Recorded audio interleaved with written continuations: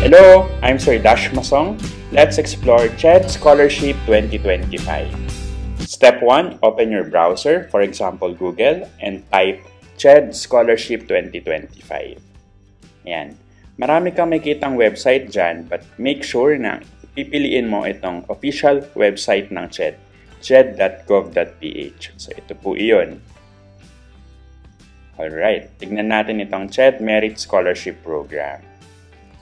Nandito yung eligibility requirements, documentary requirements, application procedure, and financial assistance. So lahat ng information naman ay nandito na. Take note, meron daw 2,779 slots available. At ang deadline ng submission ay June 20, 2025. Ang good news dito ay online naman na lang yung submission. So later, titignan natin yan. Again, that's June 20, 2025. Overview, pakibasa po. Eligibility requirements, of course, kailangan Filipino citizen. Next, meron tayong option na full merit program or half merit program. Anong pinagkaiba? Sa full merit program, kailangan yung GWA mo at least 96%, meaning to say 96% or above.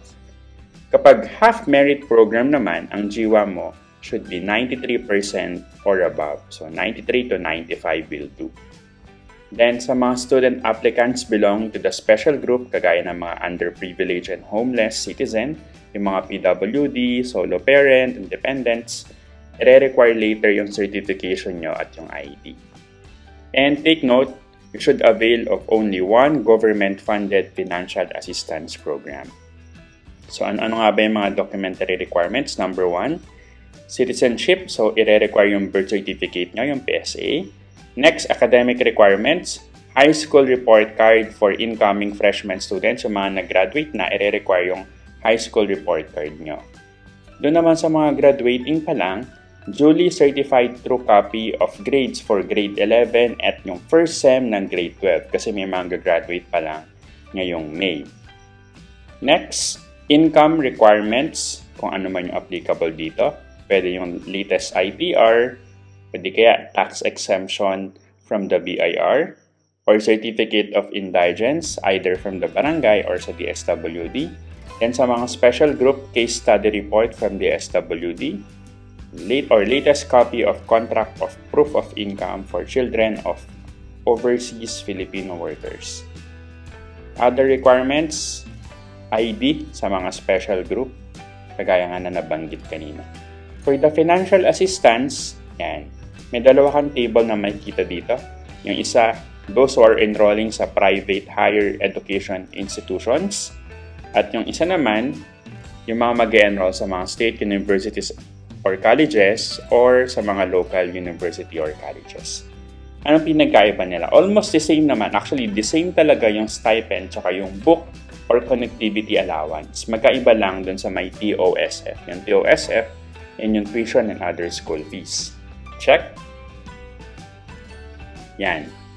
Tingnan natin sa may private. For example, nag-enroll ka sa private institution. So, kapag full merit scholar ka, meron kang annual tuition fee na 40,000. So, meron kang tuition fee allowance na ibibigay sa yung 40,000. For your semestral naman, that's 20,000 each. Okay? Kung half merit ka lang, annual tuition of 20,000 and semestral of 20,000. So, look at this one. Ayan. Makikita nyo dito na ang total ay 120,000 for annual. For semestral, you have 60,000. Sa mga full merit yon. For half merit naman, 60,000 yung annual at semestral ay 30,000. For SUCs, ang pinagkaiba lang kasi dito, ang SUC, alam natin, wala naman ng tuition, kaya free na to. Pero yung stipend niya, kapares lang sa private. So, kung full scholar ka, annual 70,000. Kung semestral, that's 35,000. Kung half merit naman, 35,000 for annual, and for semestral, 17,500. Okay? Now, application procedure. Ito yung mas madali compared sa mga nakaraang taon, yung mga years ago, kasi kami dati nag-a-apply for the scholarship ay physical copy dinadala namin sa office. but this time online na lang. You have to prepare the complete documentary requirements kasi kapag hindi po complete, I check yung form kanina, hindi siya mag-proceed dun sa next page kapag hindi complete yung documentary requirements mo. So, dapat ready na yon yung PSA mo, na-scan mo na, and naka-PDF po yung pag-scan natin, make sure to convert sa PDF. Dapat nandun na rin yung ITR, if applicable, and so on. Then, you have to scan it, and then send the application and documents online. Ito yung mga regional office. Yan, meron Region 1, Region 2, and so on. Tingnan natin yung NCR. Linik ko kanina itong NCR, ito yung lalabas. Naka-G-form siya. Ayan po. Okay, isa-isayin niya yan. Yan. Yung Region 1, chinek ko rin kanina, iba yung kanyang style. Ayan. Yung content naman, parehas lang din, pero iba yung format ng kanyang form. Ayan, ganito siya. Yung Region 2, iba rin. So, iba-iba yung kanilang format. Yung Region 2 naman, ganito. Ayan. So, pare-paresa naman ng content. So, iba-iba lang sila ng pagkaka-present. Pero, same lang po yung nire-require nila. Yung birth certificate, yung ITR, yung report card, at lahat na nandun sa documentary requirements. That's it! Hashtag, sana makatulong.